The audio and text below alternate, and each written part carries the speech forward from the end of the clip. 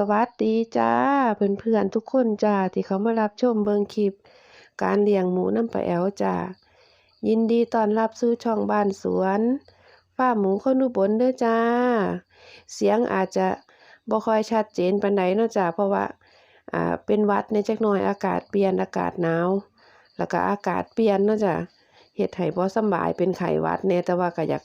เฮ็ดคลิปเว้าคุยนำเพื่อนๆพี่น้องผู้เลี้ยงหมูนำกันเนาะจ้าสำหรับคลิปนี้ป้าแอ๋วนั่นจะมาเว้าเรื่องสูตรอาหารลดต้นทุนนั่นก็คือพวกผักต้มเนาะ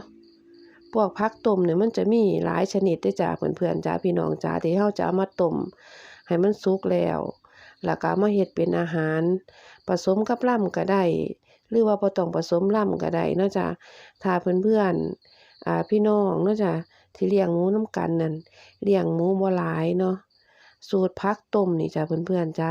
บ่ต้องใส่ห้ำก็ได้จ้ะใส่เป็นพวกข้าวปลายต้มหรือว่าข้าวเย็นเหลือที่เรากินบ่เบิดแล้วเรามาต้มใหม่เนาะบ้านนี้ถ้าเลี้ยงหมูหลายโตเนาะจ้ะเพื่อนๆจ้ะเราก็ต้องผสมกับล่ำเนาะเพราะว่าผักต้มนั่นมันก็อาจจะบ่เพียงพอให้หมูกินแต่ว่าเราก็จะบ่ได้ใส่ห้ำหลายนั่นนะยกตัวอย่างคืออยู่ฟาร์มป้าแอ๋วจังซี้เนาะมีแม่พันธุ์10โตจังซี้นะแล้วก็มีลูกหมูน้อยหลายโต40-50โตจังซี้เราก็จะผสมกับล่ำแต่ว่าเราจะบ่ได้ใส่ห้ำหลายเพราะว่าตอนนี้ห้ำมันก็ขยับราคาขึ้นเนาะอาหารเม็ดกระสอบก็ขยับราคาขึ้นคือกันบัดนี้การเราจะเฮ็ดผักต้มนี่เนาะจ้ะเราก็จะมาใส่พวกเกลือหรือว่าน้ำปลาแดกปลาร้าบ้านเราเนาะจ้ะใส่เข้าไปในการต้มผักของเรานั่นนะจ้ะเป็นการแบบว่าเพิ่มสารอาหารเพิ่มวิตามิน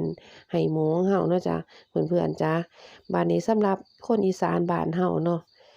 บางคนอาจจะมีการได้เฮ็ดปลาร้าปลาแดกใส่ไหไว้จ้ะพี่น้องจ้ะบัดนี้ปลาแดกปลาร้าที่มันเหลือขอนไหนั่นนะที่มันเป็นเศษเกลือหรือว่าเป็นเศษปลาที่ว่ามันเป็นมนๆนั่นล่ะเอามาต้มใส่กับผักจังซี้นะเอาให้หมูกินนี่มันก็ดีคือกันเด้อจ้ะเพื่อนๆจ้ะดี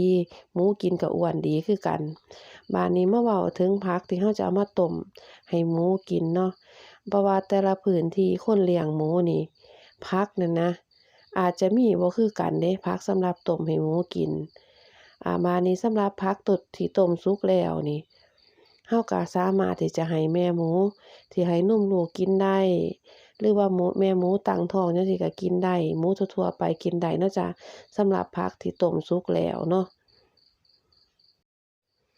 บัดนี้สำหรับการเลี้ยงหมูเนาะจ้ะเพื่อนๆจ้ะการให้หมูกินผักนี่เนาะ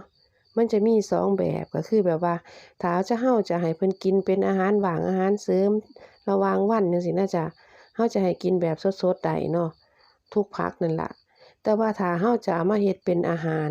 ผสมกับห้ำจังซี้นะจ้ะเราจะต้องต้มให้สุกก่อนเนาะต้มให้สุกก่อนเราจั่งมาผสมกับห้ำเนาะบัดนี้สำหรับประเภทผักเนาะจ้ะก็จะมีแบบว่าเศษผักจากตลาดเนาะจ้ะเขาเอิ้นผักรวมเนาะอันนี้ก็คือเศษผักจากตลาดถ้าเราจะมาผสมกับอาหารนี่เราก็จะเอามาต้มให้สุกก่อนเนาะจ้ะต้มให้สุกก่อนแล้วก็เราจะมาคลุกกับห้ำหรือว่ามีพวกข้าวปลายต้มจังซี้เนาะจ้ะให้หมูของเรากินบัดนี้ก็อีกผักหนึ่งเนาะจ้ะสำหรับเพื่อนๆพี่น้องผู้ใดอยู่ใกล้แม่น้ำแล้วมีผักตบชวาเนาะจ้ะผักตบชวานี่ก็จะกินได้ทั้งแบบสดแล้วก็เอามาต้มสุกให้หมูกินเนาะจ้ะผสมกับห้ำการให้กินสดนี่ก็คือให้กินแบบว่าเอาโยนลงมาให้เทิงแบบว่าเราไปดึงขึ้นมาจากน้ำน่ะนะมันเป็นเหงาเป็นหัวอยู่จังซี้นะจ้ะดึงขึ้นมาแล้วก็ให้กินเลยเนาะสำหรับผักตบนั่นนะถ้าผู้ใดอยู่ใกล้แม่น้ำบัดนี้ก็จะเป็นพวกผักบุ้งผักกระเฉดจังซี้เนาะจ้ะถ้าจะผสมก็คือผสมกับห้ำก็คือต้มให้สุกก่อนนี่ล่ะจ้ะอาหารให้หมูกินแต่ละพื้นที่ต้มได้ทุกอย่างเนาะบ่ว่าจะเป็นบักอือบักแฟ้งบักฮุ่งจังซี้นะจ้ะหลายๆคนทักมาถามป้าแอ๋วว่าเอาให้หมูกินได้บ่ถ้าจะเฮ็ดแบบว่าผสมอาหารให้หมูกินกับห้ำนี่ก็คือเอามาต้มให้มันสุกก่อนทุกอย่างน่ะจ้ะเพื่อนๆจ้ะหมูสายพันธุ์หมูป่าลูกผสมนี่เขาก็กินได้แทบทุกอย่างเนาะจ้ะอาหารที่เราเฮ็ดให้เขากินนั่นล่ะเพียงแต่ว่าเราจะต้องเลือกเลือกวิธีการเฮ็ดให้กินนั่นนะจ้ะเพื่อสุขภาพหมูของเรานั่นล่ะป้องกันบ่ให้หมูของเรานั่นเจ็บป่วยบ่ว่าจะเป็นท้องเสียท้องอืดเนาะจ้ะการเลี้ยงหมู มาว่าสาเหตุพวกนี้มันก็ขึ้นอยู่กับอาหารนี่ล่ะที่มันเฮ็ดให้หมูของเราเป็นอาการท้องเสียท้องอืดส่วนหลายสาเหตุก็มาจากอาหารการดูแลความสะอาดบ่ว่าจะเป็นน้ำเป็นอาหารเนาะจ้ะเพื่อนๆจ้านี่ล่ะจ้ะไปเอาก็มาเว้าสู่ฟังอาหารลดต้นทุนสำหรับแบบประเภทต้มเนาะจ้ะผัก สำหรับเพื่อนๆเนาะจ้ะผู้เขามาเบิ่งคลิปใหม่เนาะจ้ะสนใจการเลี้ยงหมูชื่นชอบมักคลิปที่ไปเอาเฮ็ดลงให้เบิ่งก็อย่าลืมกดติดตามให้เด้อจ้ากดกระดิ่งด้วยเด้อ